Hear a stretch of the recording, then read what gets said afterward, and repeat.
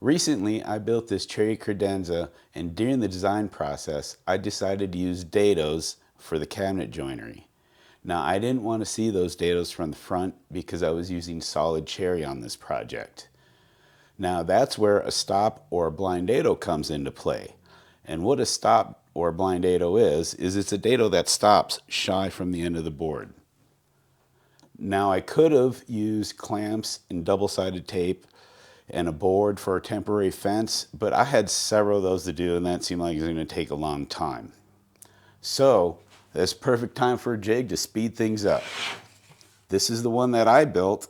It's easy, simple to build, and I'm going to show you how you can make one too. I used 3/4 inch MDF for this one, but plywood will work just as well.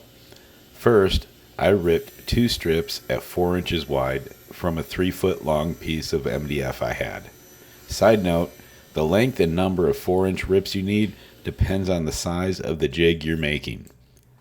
Now I need to measure the width of the board where I'm putting the blind dados.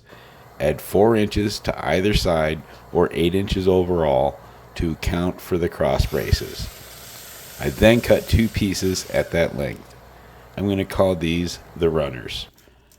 Now measuring the width of the router base and adding 8 inches, which is the width of the 2 runners, one for either side of the router. After cutting 2 boards at that length, we're going to call these the cross braces, as I mentioned before. It's time for a dry fit and then assembly. I started by squaring one corner up and drilling 3 holes in the runner with the countersink bit.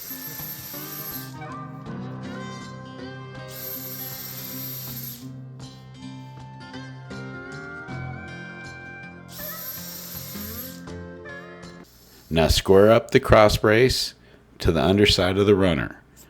Drill into the cross brace with a longer drill bit and attach the proper length screws. Repeat this at all 4 corners, making sure to keep the runners and cross braces square to each other, as well as the project material.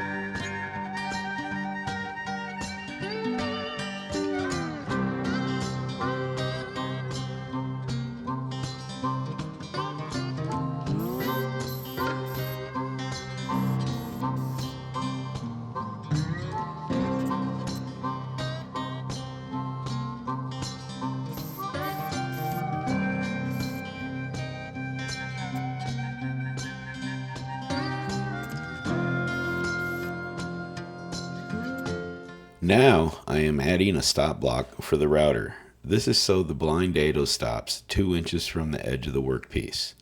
Jig in place and a couple of clamps added for securement, and it's time to cut the dados.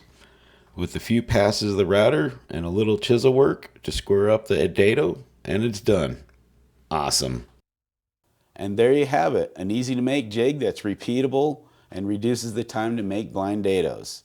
Now you can modify this jig for whatever project you're doing, add multiple stops, whatever. I had to use it even to make the mortises in that very same project.